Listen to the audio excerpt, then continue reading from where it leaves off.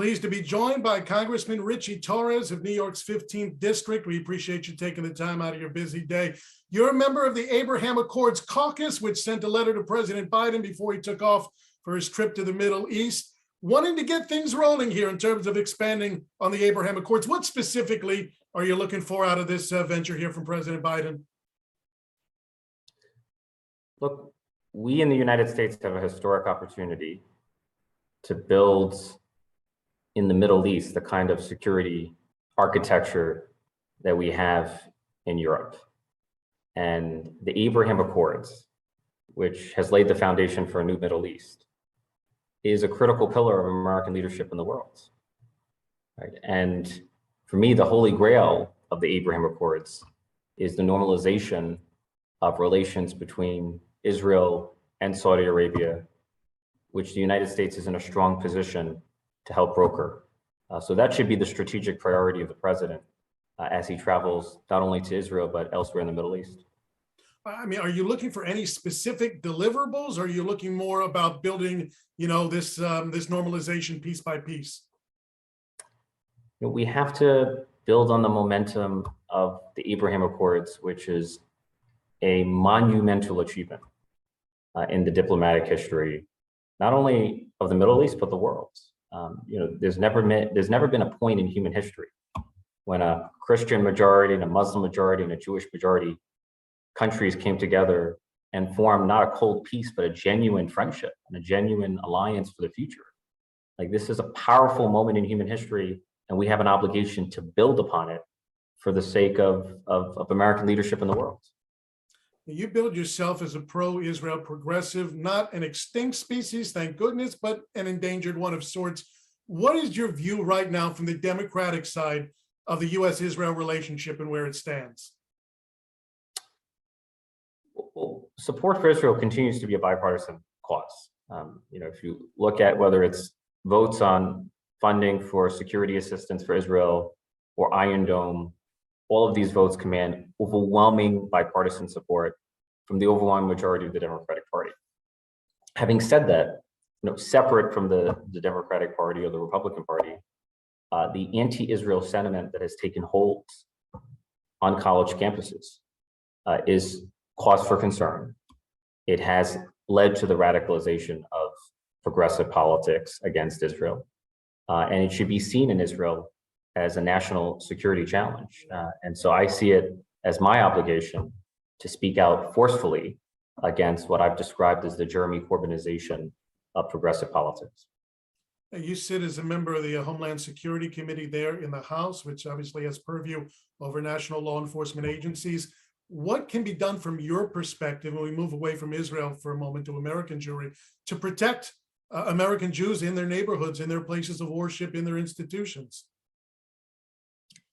We have to ensure that faith-based institutions and Jewish institutions have the resources necessary to protect themselves, because as you pointed out, there has been an anti-Semitic hate crime surge in the United States, and the FBI has reported that more than half of religiously motivated hate crimes specifically target the Jewish community. So in Congress, the Homeland Security Committee has authorized the Nonprofit Security Grant Program, which would provide many institutions, particularly Jewish institutions, with hundreds of millions of dollars in security funding, not only to respond to hate crimes, but also to acts of terrorism as well. Domestic violent extremism is on the rise, and one of its manifestations is anti-Semitism, and we have to commit ourselves to combating it. But in addition to funding, we in elected office have to be mindful of the words we speak. Words and ideas have consequences, and the words and ideas that have been circulating in American politics often incite hatred either for the Jewish community or for the Jewish state, and that hatred can easily harden into violence. And that's not a theoretical concern, we've seen it. In terms of, and I want to move back to Israel for a moment, a new technology partnership was announced today between the U.S. and Israel, and this is something that Congress has been building on for quite some time through various initiatives, announcing partnerships, passing them through legislative efforts. You specifically, one of your subcommittees, deal with cybersecurity. Where do you see avenues for cooperation between the U.S. and Israel in that particular sector? Look, Israel is the leader in ingenuity and innovation. It has more innovation per capita than any country in the world. And the technological partnership between the United States and Israel reminds us that the relationship is not one-sided. It's a symbiotic relationship. It's a mutually beneficial relationship. Every country, including the United States, benefits immensely from the ingenuity of Israel. Israeli innovation is pervasive.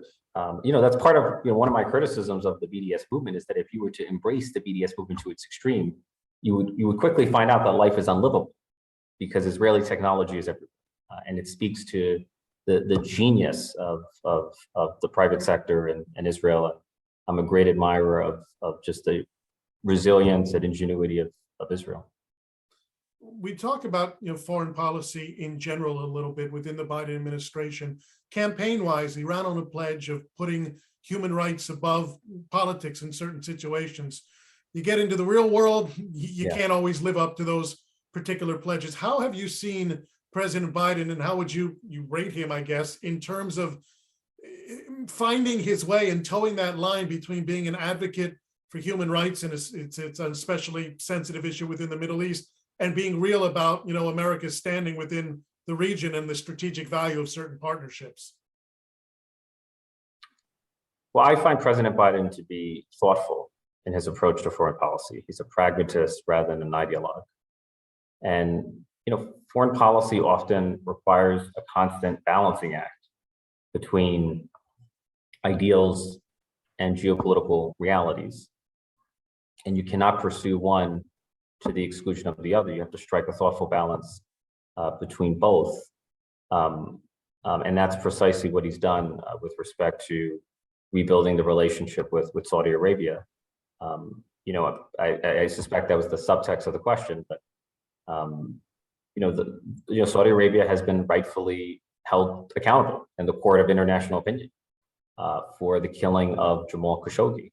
But at the same time, Saudi Arabia is too important to be ignored. It's too important to the geopolitical future of the Middle East. And so I feel like the Biden administration is right to rebuild the relationship and lay the groundwork for normalization between Israel and Saudi Arabia and ensure that America, rather than China, is the most powerful force in the Middle East.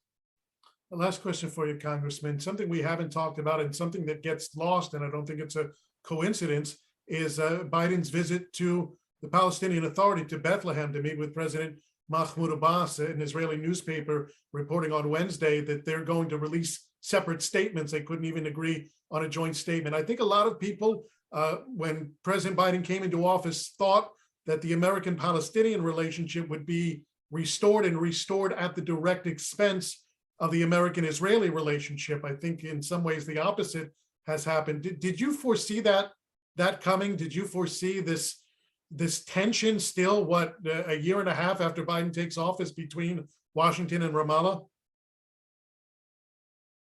I'm not clear that I had expectations, but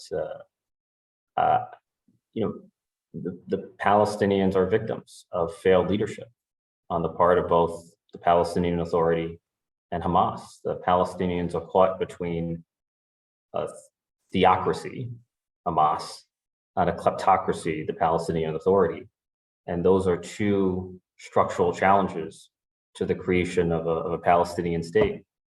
So the ineptitude of the Palestinian Authority never comes as a shock to me. Congressman Ritchie Torres of New York's 15th Congressional District, thank you so much. Always insightful. We appreciate your time and your analysis. Always a pleasure. Take care.